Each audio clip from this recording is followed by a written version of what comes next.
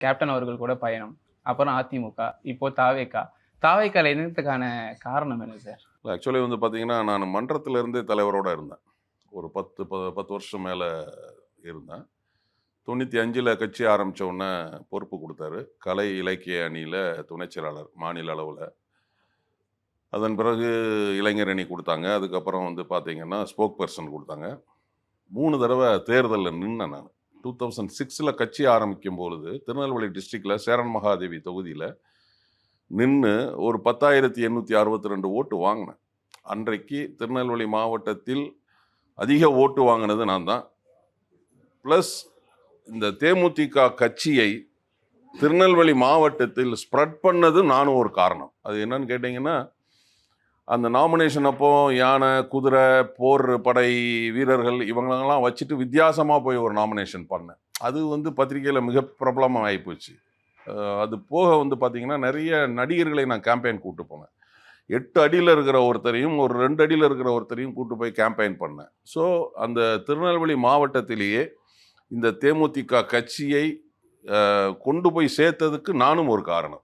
So 2006ல சீட்டு குடுத்தாங்க. 11ல வந்து அதிமுக கூட்டணியில எனக்கு சீட்டு குடுக்கல. 16ல திரும்ப குடுத்தாங்க. மக்கள் அதாவது இந்த மக்கள் நல கூட்டணியில.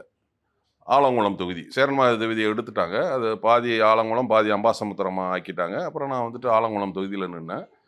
அப்புறம் 21ல அமமுகவோட கூட்டணியில நான் ஆலங்குளத்துல நின்னேன். இப்ப 26ல நான் சீட்டு கேட்டேன். இப்ப எனக்கு சீட்டு குடுக்கல. அப்ப நம்ம கூட்டணி வரும்போதெல்லாம் வந்து நம்ம வந்து சீட்டு குடுக்கல அவங்க. தனியா நிக்கும்போது, இந்த மாரி வேற மாரி கூட்டணியில இருக்கும்போது சீட்டு குடுத்தாங்க. சரி அப்புறம் யோசனை பண்ணி பார்த்தேன். கேப்டன் வேற இல்ல. கேப்டன் இருந்திருந்தால் நிச்சயமா சீட்டு குடுத்திருந்திருக்கலாம். ஏன்னா நான் வேற வந்து ஃபைட் பண்றேன். கடையநல்லூர் எனக்கு வேணும் வாங்கி குடுங்க. கடையநல்லூர் நல்லா இருக்கும். திமுக கூட்டணியில.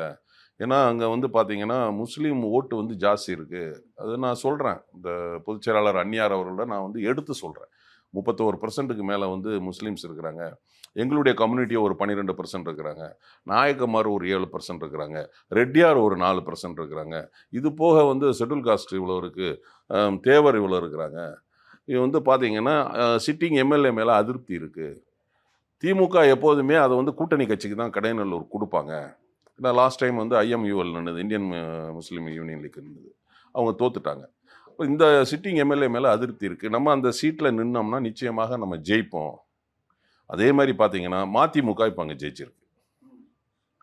ஸோ நான் இவ்வளவு விகிதாச்சாரம் அடிப்படையில நான் அவங்களுக்கு எடுத்து சொல்றேன். பட் அவங்க அந்த சீட்ட வாங்கல. வாங்காம 8 வருஷத்துக்கு முன்னாடி வந்தவங்களுக்கும், 10 வருஷத்துக்கு முன்னாடி வந்தவங்களுக்கும் வந்து சீட்டு வாங்கி குடுத்தாங்க.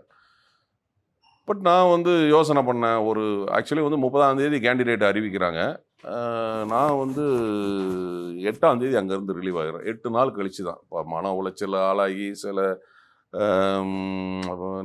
நெறைய பேர்கிட்ட வந்து அட்வைஸ் கேட்டு, நம்மளுடைய வெல் விஷர்ஸ் இருப்பாங்க, நமக்கு ஃப்ரெண்ட்ஸ் இருக்காங்க, எல்லாத்தையும் கேட்டு, அப்போ அவங்க என்ன சொன்னாங்கன்னா, இதன் பிறகு இதில நம்ம வந்து கன்டின்யூ பண்ணால், அ நமக்கு வந்து கொஸ்டின் மார்க் தான். அதனால நீங்க வந்து முடிவு எடுத்துட்டு வெளியில போயிருங்க. அப்படின்னு நெறைய நம்ம வெல் விஷர்ஸ், ஃப்ரெண்ட்ஸ் எல்லாமே சொன்னாங்க.